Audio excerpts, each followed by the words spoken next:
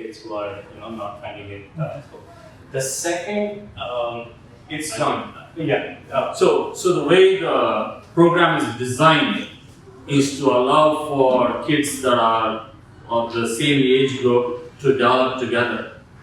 We have 4 kids, or maximum 4 kids, sometimes it's 3 kids. So if you have 4 kids, let's say you have a third grader, 5th grader, 5th grader. No, we don't. Third grader, let's assume. What will happen is, they'll start building and they'll see that the third grader is a little slow. They'll take the work away from that person and they'll start building. So eventually, over the course of 20 weeks, the third grader will start falling far behind.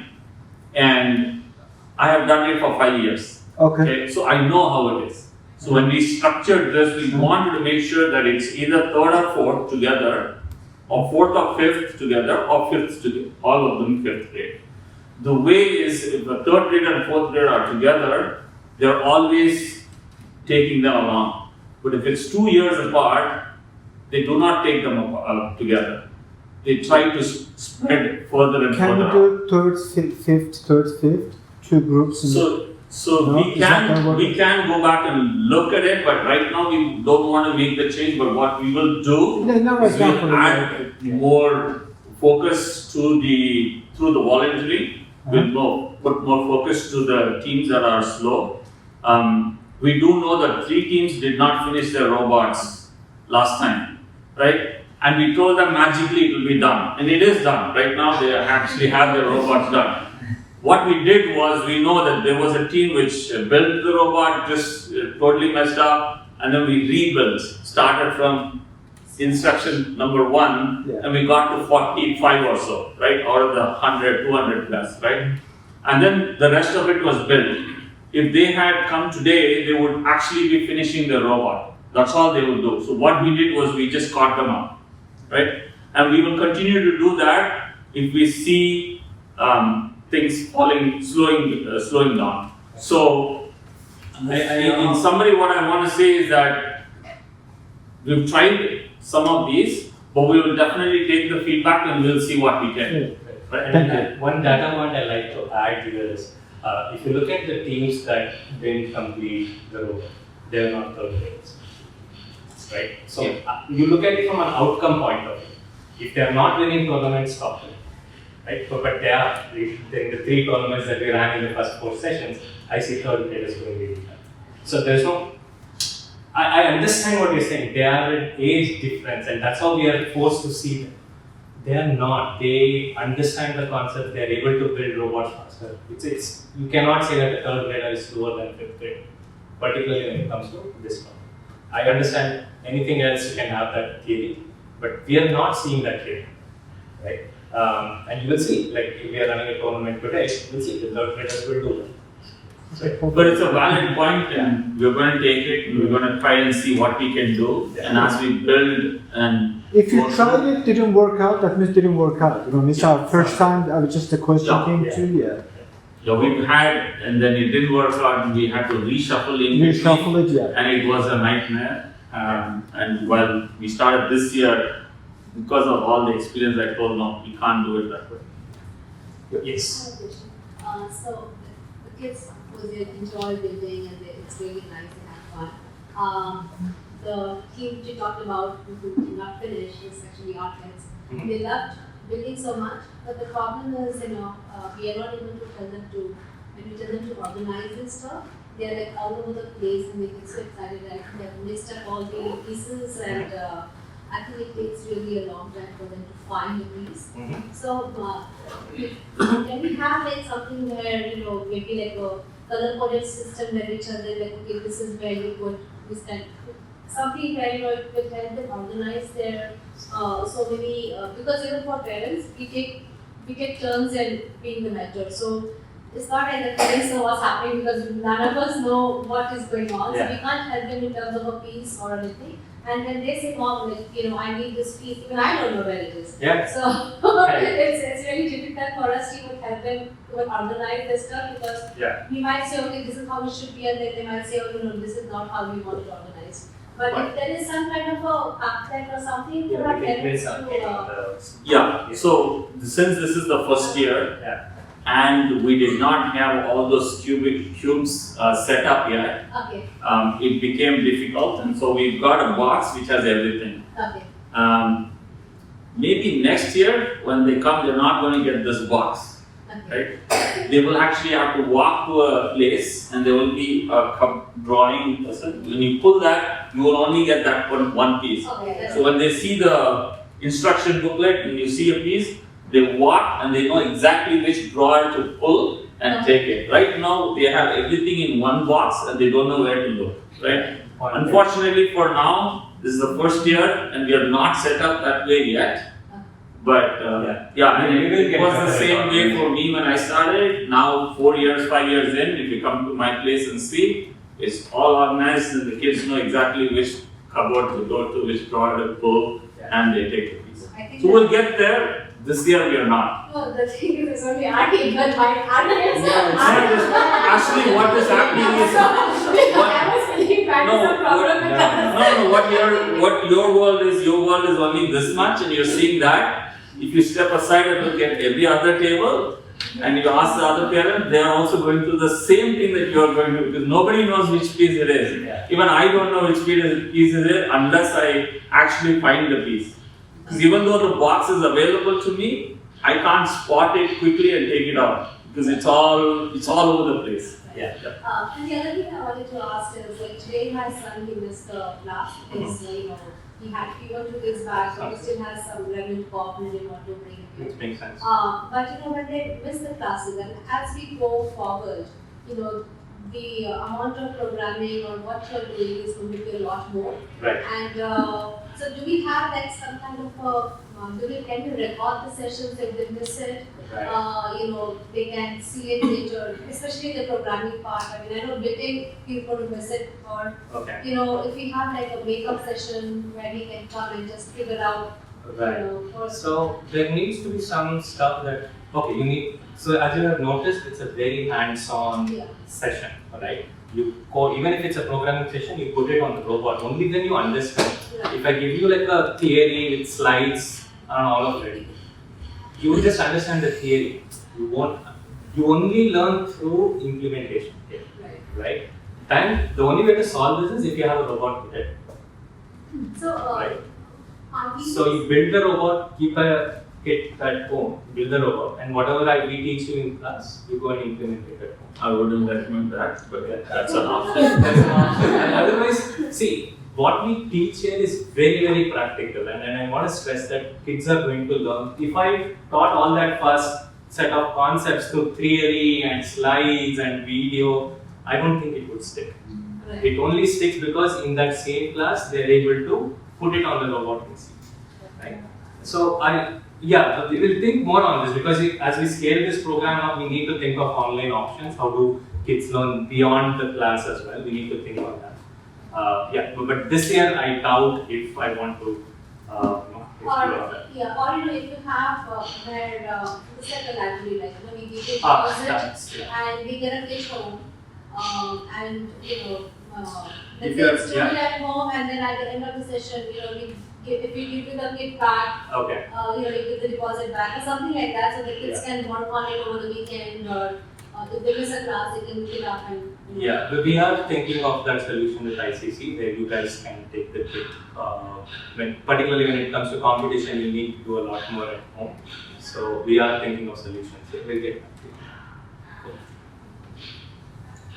You had a question? Yes. So I was wondering if rather than having a hard copy of the instructions, if we can have it on a laptop, because they're scrambling through pages and. Oh yeah. We enabled that. Or have it in a spiral, Right. local calendar, so you can step by step. Okay, that's a very fair point. The 2 robots or the 4 robots that we saw is instruction based. So when you look at the 20-week program, the first 6 weeks is building. So you will actually have a laptop and you will have what it needs to be done. Today's session and beyond this, there is no instructions. We are only going to talk to you about a concept. and they have to figure out how to take that concept and build it with the pieces that they see. There's no instructions. We will actually show you, we'll talk to you about a forklift. We'll talk to the kids about a forklift. We'll tell how does a forklift happen? What are the pieces that will come together for a forklift? And they'll say, okay, there's got to be a big piece and a small piece, and then it has to move up. And we'll talk to them about engineering concept. There's no instructions booklet. And now they have to take that concept and then actually implement it. Unless they do that, we will always be spoon feeding and they will never learn robotics. They will never learn engineering. They will only learn to look at a manual and look at a piece and they'll say, 7 hole, I need to put this thing. That's all they will learn. And you got to step away from that. So definitely we can bring for the first 6 weeks laptop and have those instruction booklet. But starting today, there is going to be no books. There is only going to be concepts, and it is going to get tougher. And that's why we are having this meeting to explain to you that life from now on is going to be a little more tougher. And I'm sorry, we are not there yet, but I get it. So your team prefers the laptop Yeah, instruction. we got way more steps done in that one day Okay. compared to the last 3 weeks that we've been working on. Okay, so what we will take as feedback is that for the first 6 weeks, Yeah, we'll get them. But again, if you teach them a way to look at stuff, they will always expect the same thing, and I want them to get away from getting the foods in a spoon that they can eat. I mean, paper's fine as long as it's in a notebook or Okay, a spiral. okay, we'll take that. We'll take that feedback and we'll see what we can do. I don't think the mic can be. Yeah. So while we are building the robotics, there are 100 steps. Can we have a regular checking points like a Like- 21st step? The instructors can check out we are on the right track. Because if they miss up the 26th step and they go to the 35th step or whatever, they have to do it all over again. Yes. So maybe the tech volunteers can do a regular checking Yeah. at like some critical points. Not like every step, every 10 steps. Every So 10 that steps. it saves time for it. Then they have to take out everything and then put it back. Very, very valid point, yeah. So we did not have that, Yeah. my First year feedback. So yeah, so we will add that to the, we will always have it. Adding to this point in a positive way, actually in our team, the instructor was checking actually. Okay. Just positive. Yeah, right? Yeah. So she was checking actually. So, yeah, every 25th step or something, not 25th. I mean, this was an operating number. I told. Yeah, but it's a very valid point, we'll have to start adding. These are all high school kids who are coming in for the very first time. Yeah. I have done so many years, he's done so many, so we would be able to check, but they would need to, so we'll help them go through it. So just so I have been a volunteer as well, so I can kind of explain the challenge on my side. Especially these kids, the tech volunteers, are doing it almost also for the first time. So you don't know what to check for, right? Like, yes, you can follow the instructions, but you are not actually following the instructions with the kids, so you don't know what steps they missed and they did not. So that's one of the challenges with that, but I don't think there is a better way to work around that. So we did try to solve that problem by having them build the robot with the rest of the kids that we have. So they did build, but because they are a little mature, they just go through fast. They don't know what actually a younger kid would do. And for me, I can easily spot it because I've done it like 5-6 years, and I look at a kid and they're struggling with a particular piece that they're not able to connect. I know where 4 or 5 steps back that they would have missed. Yeah. There was a mistake in one of the. Yes, the instruction booklet has 4 That mistakes. actually messed up some of the robots. So Yeah, the instruction booklet has 4 mistakes, and we've told REC that those are the 4. But unfortunately, that message was not available to the kids at that point in time. So how many steps will be there for next week? No, from now on, there is no more instruction booklets, right? It's all about. So again, like I said, right, you got to build a forklift. Yeah. We will show a picture of a forklift. We will do all the analysis of that forklift. We will say what does it take to build that forklift, and then they are going to figure it out. If I go and take these 4x12s or 2x12s and these two 2x12s and these 2x8s, connect them and do this and put the gear at this point, and they will exactly do what I tell. They have no clue of why they did it. But if they try it out, they will actually learn to build a forklift, right? And that's where they're getting to. They will fail. And I'm going to tell you that when your kids get back home, they're going to say, the first 6 weeks was glorious. Now I do not want to go. It's boring, I don't know what to do, and nothing is working. And that's what you probably are going to start hearing, because they are actually going through the pain of learning engineering. I have a question. So, just based on what you said, from now until the competition, right? So, in this engineering phase, would you be able to tell them what are the important parts like of a robot, general robot? Right now, we saw 4 types of robot, but I guess for competition, there could be anything that they want to make. So, anything else like just general instruction that like this is a typical part, this is a typical part, this is not. And they can mix and match probably. So that kind of confusion, would you? Yeah. So what we are going to do going forward is we're going to actually go back, and you will see the video come back today. We're going to go through that video, and we're going to pause the video and tell them, if you were to build a solution for this engineering piece of equipment, how will you go about it? We're not going to go through forklift. I'm just giving you as an example, because this solution does not need a forklift. But you will need to grab and hold and drag. So there are a bunch of things that you need. You need to build catapults. So you need to think of how to have a trigger kind of a mechanism stuff. So we will start going through building those, and then we'll see how it will all come together to solve the problem. So right now they have a robot that will function for the competition. What we will try to do is expand that to meet additional needs. And then for the brave ones, we will say, okay, you want to destroy some portion of yours and get to the other much more advanced space. And if they are willing to, then they will go to that space. So for the ones that are brave, we will take them to far more.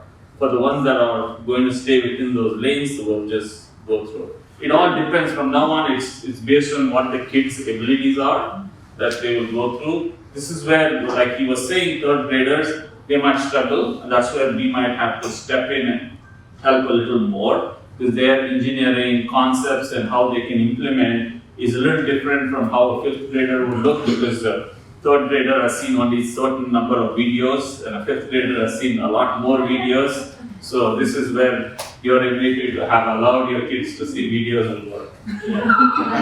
So at the end, no, I want to be cognizant of the time too. I want to take 5 minutes to ask, like, what have you heard from your kids, like students? What is the student perspective? Are they liking this? Is there somebody who's struggling through this? Because we can talk to those kids and give them some special attention too. If somebody is not liking this, please let us know, because we feel that this is a topic that almost everybody takes to like fish to water, right? But there could be cases, because we are running it in a 30 student thing, maybe some kids do feel left out or something like that, but let us know, right? But can you take like 5 minutes to understand, like, have you heard from your kids on whether they like this, whether they want to continue? What are their experiences like? Definitely like them. But I would say that even the kids also feel that they could be more organized. So I think that the where they're actually building probably is a little chaotic even for them. But even so, they are enjoying, digging in. So for sure. Yeah. So continuing that point and your point also, I was one day actually as a friend volunteer, so I have seen that. I think the space constant, I believe. This time is the first time. Very clumsy, chaotic, and 10 or 12 parents and all the high school students along with all the kids, right? Space are very limited, and because of that one, I think there is a limitation of the organization of this. So I think in the future, space is very much. Yeah, space is. in a robotics environment, space is definitely one of the things that they should have enough space to move around. You organize properly, right? Yep. Yeah, so- the table size of this. Yeah. It's like it, Yeah. sounds good. So in fact, my recommendation is not to have tables and they just sit down. Exactly. But Yeah. that's a different, they have to mature to that level, but right now they are on tables. So one more point that this week we are in the 8th week, right? Mhm. At the end stage, around say 17, 18 weeks. Do you have any plan for any mock for the? We were just gonna go We'll talk about the future. So that at least they will be Yeah. that. We'll that's just avoid what's the over overlap. here. That's it. Sorry. No, go ahead, if you want. Okay. So what is, the kids they love it, they love the sessions. I think the only thing their feedback, and this is what they tell me is, when they go in, they want to start working on it right away. Right. And first the theory is there, so sometimes they are like getting That's impatient. Because they want to see the robot, or maybe they haven't been able to finish it the previous week and they want to get to it. Right. Something that maybe we can have, if it's possible, to have. Build something first and Yeah, then do teach. something like, or just have it like theory, practical theory for all, hands-on. So if we just break down the theory into 2 parts and break down the thing, maybe. Balance it. Right. I've done it 5 years, it doesn't work. You give try the- it. You give the robot to the kids and you tell girls, we're going to have theory. That theory never happens. And if they, for example, when I came and it was my first week, I think we talked about gears, right? They built the robot, they did not know why they put 3 gears for it to actually move. Why not 2? Why not 3? Why not 4? I have no clue, they just built because the instructions said so. Unless you have that theory that goes back and they can see it. And as kids, they do not want to because they feel the fun of building it. What happens is when I'm going to go back into the competition part, there is actually the robot competition. When you go in, there's an interview, a judge who will interview the kids. And the judge will ask, okay, explain your robot. And if they don't know what they have built and how to explain it, and they say, okay, I have 6 motors, 4 motors, and there are some gears. And the judge asks one basic question, why are there 3 gears? And they can't answer, they just lost, right? There is points to be earned for the judging, for what they have learned. And if they don't know anything, they get 0, that just reduces their opportunity to get an award. So the theory is very important. So I want to add on that, like you said that there is some place as well as there is some practice part. So how are we emphasizing on the practice part when they go home, how they can actually, it's a teamwork, right? So they are getting like 2 hours, which is very less we feel. They need more practice, not only on the same competition, I'm talking about you're applying for the other competitions, you're making the robot, you need more practice. So what are your suggestions on that? So, like I said, instruction booklets are gone, right? Now we're going to talk about building concepts, right? Now we're going to talk about how are you going to build a robot that's going to start collecting things. So which means they should know how the gear system will work, how grabbing system should happen. That theory was done. Now it's implementation time. And if they did not pay attention to that, they will have no clue of what we have actually gone through. So this is where we're going to go back to that theory and start talking about it again, so that it actually makes sense, right? What we were trying to do is, while they're building, we were trying to help them understand. Maybe in this larger group, in the way I've seen it, maybe we got to do it a little differently. Maybe we introduce theory a little later, so that they can have the first 4 or 5 weeks of fun of building robots with instruction booklet. I can tell you, with an instruction booklet and with the robot kit, whatever they have done, you don't need to pay money to do it. I'll give you a link, you order the book, the kit, take it home, I will give you instructions, the links, and you can build it at home. That's all they have done, they've not learned anything. the reason you paid the money is for us to actually tell your kid why they are building what they are building. And hopefully the next 15, 12 weeks or so is where the rubber will hit the road.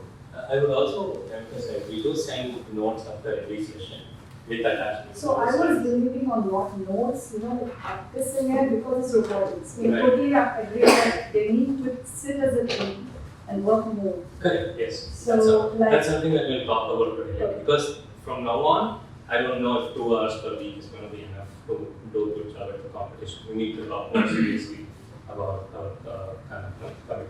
So let's get into it. So we're now entering the competition phase, right? The first 8 weeks was just to introduce them to the team, robot builds, concepts, programming, and the competition. But now we will actively start talking only about the competition for the next 4 weeks, right? Theory sessions are more or less over. The student experience is something going to be like this. We're going to talk about pros and cons of the hero. Starting today, they would have tested the hero while we are talking. They are testing the hero bot on the field. When we go back, we'll be asking them what are some things this robot does well, what is it that it doesn't do well, how can we improve. For 3 weeks, I've been telling them they need to watch some YouTube videos. I don't know if they've done that. No? See. Okay. We sent that in the email as well. So please encourage them to watch Are you talking videos. about the video that you sent us to? No, even then, go to YouTube, search for GetSciQ, Slapshot. You will get like tons of videos, other teams that are building robots. So we need them to watch those videos to get ideas. Right? So I would also, sorry, I'm going to interject. I'm also going to ask the parents to watch the video Yes. of the competition. And then you have the entire 7 days in a week, you're only bringing your kid here for 2 hours, but the rest of the time that you have, find 1 hour to actually ask them and have a conversation about the competition and the robot and what they will actually be doing, right? The competition is, there's a bunch of discs on towers. You have to figure out a way to push those towers so that those discs fall down. You can collect them and then you can shoot them to the other side. I hope everybody knows this, right? Hopefully you do. No, because I want to, look, let's be honest, how many of you don't know about the competition? Everybody knows this? No, okay. Let's start paying more attention. Yeah. So we will go through today with that video, Yeah. right? So how do we control the bot? What can we add or remove? And then we compete within these 9 teams itself, right? And then the goal is to get to a minimum score of 60 points, which means that you are in a reasonable shape to attend competitions, right? If you're not, your robot is not able to score 60 points, you need to keep working on it, right? Next step. So this is what the students will go through. So, the parent experience is again re-emphasizing what Joe just said. Go through the manual. It's a 66-page document. We send it. Take a print out, read through it. I mean, maybe not all of it, but at least like 20 pages of that is relevant. Understand that because the rules are very important. Most of the times you need to guide your teams on, hey, what is the right strategy for scoring? What happens when the discs are on the line? So what should you be doing and things like that. Right? Optional but recommended, right? Help your team with online research. Go through those YouTube videos. Go through some forums that you will send. Right? Spend some time. Like if kids are spending like 3-4 hours, I would expect you to parallel 3-4 hours of research. Right? And you need to help them with team registration and event participation that we will dig into more detail. Okay? So cool. Next. You want to run this or is Yeah. We'll see if we can okay. solve the yeah.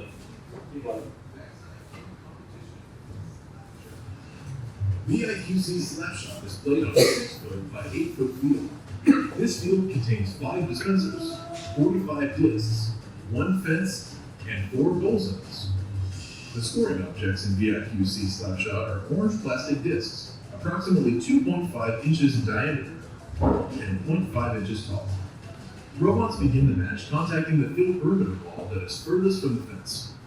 In this area, robots will be interacting with 3 types of dispensers. Each dispenser has a unique mechanism that robots can activate to remove discs. Each disc that is removed from the dispenser is worth 1 point. Discs can be scored by launching them under the fence and into the goal zones. There are 4 goal zones: the 2-point zone, 3-point zone, 4-point zone, and 1-point zone. Robots are not permitted to cross the fence while scoring discs, so they'll need to be accurate and precise if they want to score the most points possible. But that's not all. At the end of the match, robots will get a chance to stretch up over the fence and reach for the contact zones which border the field. If a robot is able to touch down in one of these contact zones, then each disc that is scored in the corresponding goal zone will be worth 1 extra bonus point. There are 4 ways to play in the VEX IQ competition. Cool. So this sounds complicated, but it is not.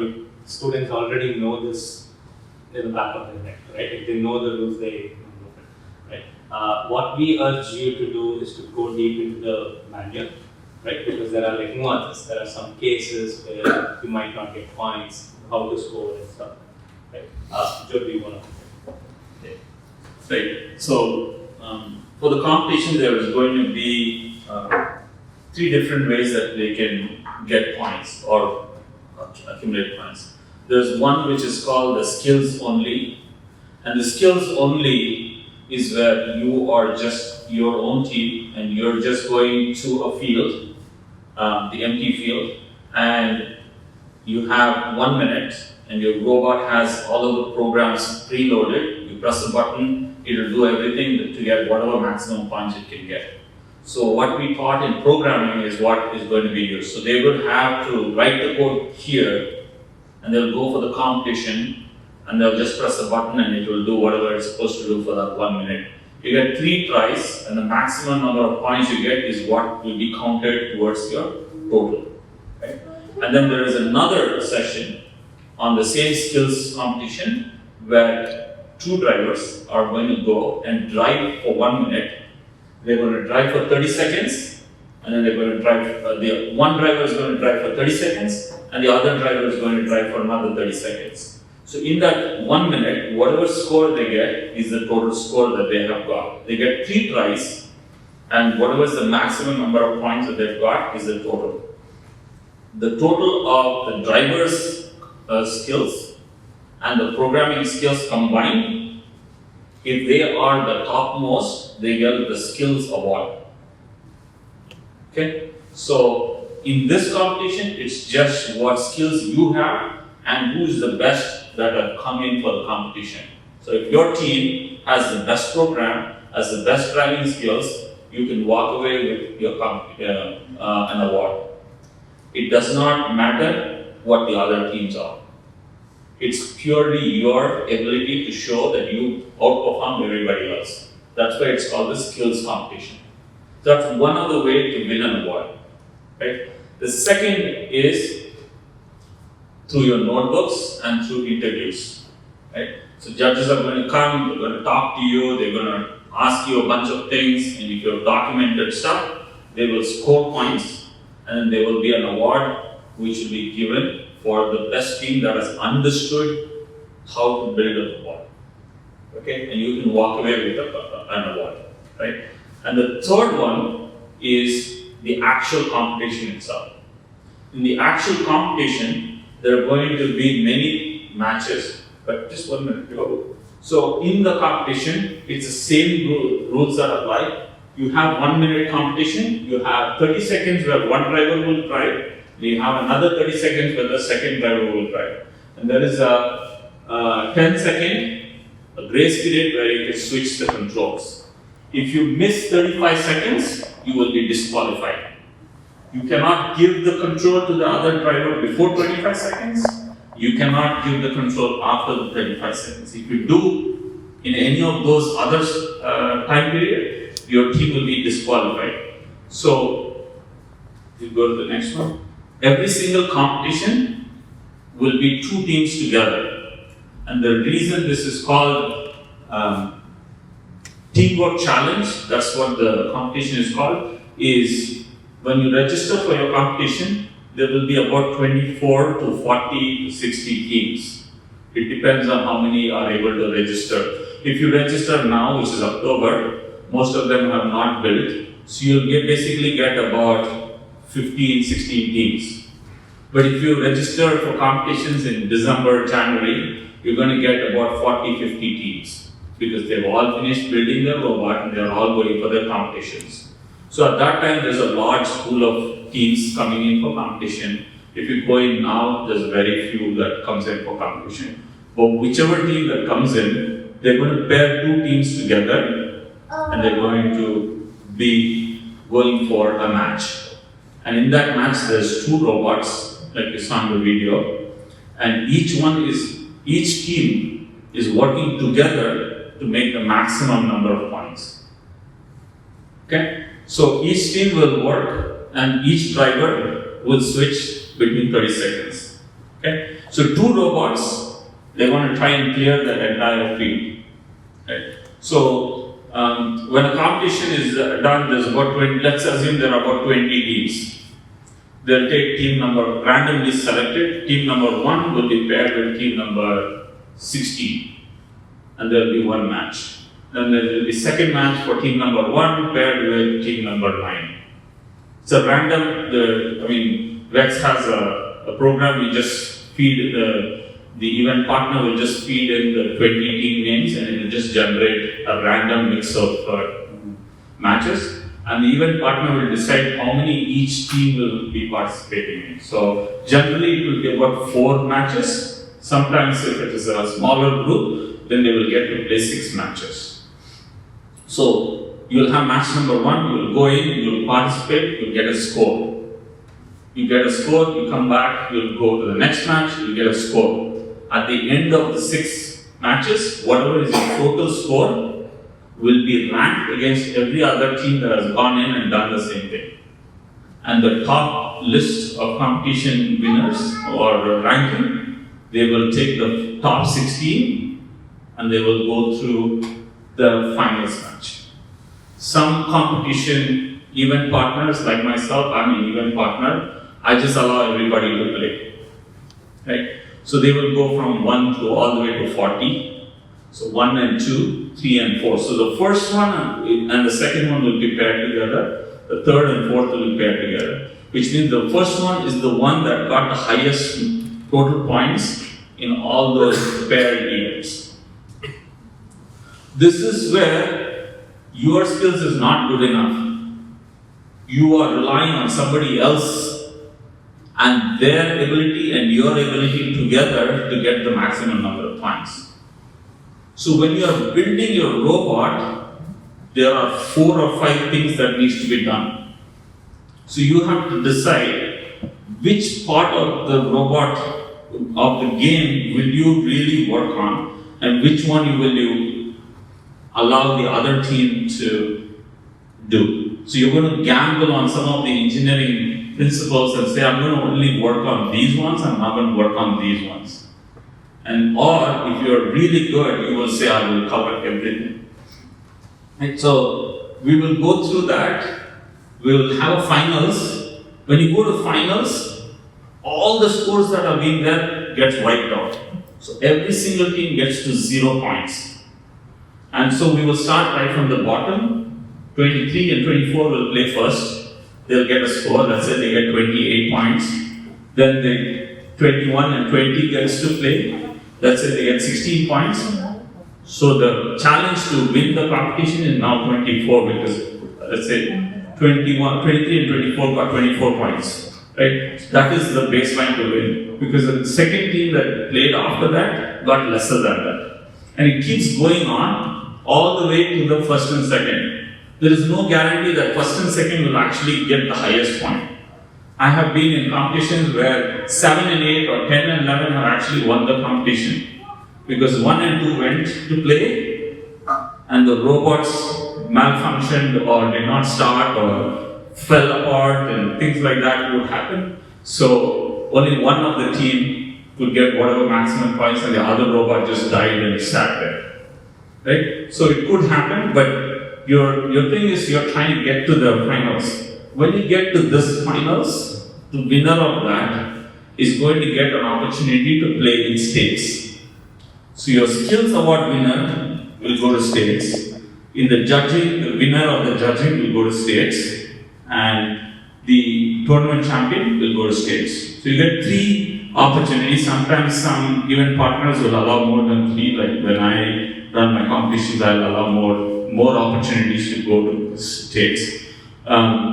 So if you go to states, then you get to play in the states, right? But you get to go through doing this more than once. So I'll get to this. In the Bay Area. Sorry. In the final teams pair at that level, are there multiple rounds or just one? Just one. There's only one round. So if 1 and 2 are getting paired, technically they are at an edge compared to all the others. Yeah, because they went through But the scores are wiped out, right? Your previous scores are wiped out. But in the first round, you get a chance to play with multiple teams, so you can keep score. Like if you're best, it evens out, right? In this one, if you pair 1 and 2, they are the best. If you are a team that really knows everything and you are able to get the maximum scores, and there's another team which is also doing the really good stuff, then they too have eventually become the best teams out there, right? So they will technically be the ones who will win. I've seen many places where 1 and 2 has never won the competition. There are very few times that 1 and 2 have come. So very silly question. All of this is just between among these. No. This is the event that happens. So this is the event that happens over here. So if you see November 19th, there is one in Palo Alto, East Palo Alto, right? So we'll send you this, so you will have it. If you want to take a picture, it's fine. So this is what we have. March 4th is the state championship. So that's where it's going to happen. This is in the Hiller Museum. I don't know if you've seen Hiller Museum, which is across the bridge. You can go that's where the state championship will happen. But all of these are competitions that are going to happen. And if you see some of them, it says ES only. That means it's only for elementary school. If you do not see ES only, which means it's a competition where you will have middle school and elementary school all together in the same competition. Middle and elementary? So you will be middle school and elementary together. Not the high school. No. This is on the IQ is only allowed for elementary and middle school. Okay. So you might have a third grader who will be paired with another third grader together, and the other team that they will be working with may end up being the 8th graders. 2 8th graders, they'll pair with them, they will be together, they'll get some points. If you're lucky and the 8th graders have the really best robot, you might get 120 points. So for if you are really lucky, out of the 6 or 4 or 5 competitions, matches that you get 4 8th grade teams. Your score will be pretty high. So which means you will be paired with 3rd or 4th, because you now technically have been taken all the way up. So it's a gamble, but eventually it will play out, because the team that really knows how to do is the one that will go through. So from each of these competitions, will there be a team that will be... So each competition will give you 3 or more awards that will go to the state championship. Let's assume Ram and I are a team. Right. We go to the 19th November competition and we won. Right. And we go to Jan 21st competition and we win. And we go to February 4th competition and we win. We still have only one slot. Right. Technically, we took away 2 other slots. Right? So what happens is, there is a list of all skilled ranking. I told you that if you go to a competition and you get the score, those scores are recorded and they have it against all of California ranked. Because Ram and me took away 2 slots, they will go to the topmost list and they'll say, well, you got 2nd place in a competition, so you didn't get a chance to go, but you're pretty good enough and you're in the top ranking, you go to states. So it's really important to program and to learn how to drive and get the skills going. Because you never know, if you go to skills and you get that, you could go to states, even if you didn't win an award. Right? So that's very important. Yeah. So she asked a very relevant question. As a team, you can participate in any of these, right? So it's not that we participate only in Dublin or locally. We can go to Cupertino, we can go to Saratoga. So when I used to run the competitions, we have gone to LA. Right? Because I was crazy, so I took my kids and drove them all the way to LA. We sometimes flew to LA, and you can go to any state and compete if you are really crazy. But in Bay Area, this was not there when I was trying to go through, right? Because now we've gone through so much, we've got so many competitions. You had a question? So how does the pairing work? We have a 3-member team, 4-member team, but we can only have one team can represent 2 drivers. Yeah, so I forgot to go through that part. So if you remember, I said only 2 team members can drive in one match, right? And so let's assume you have a 3-member team and you have 4 matches to go through. This is where crying will happen. Right? Because you have a 3rd grader, 4th grader, and they will start crying because there are 4 matches. I want to drive all 4 matches, but there are 3 kids.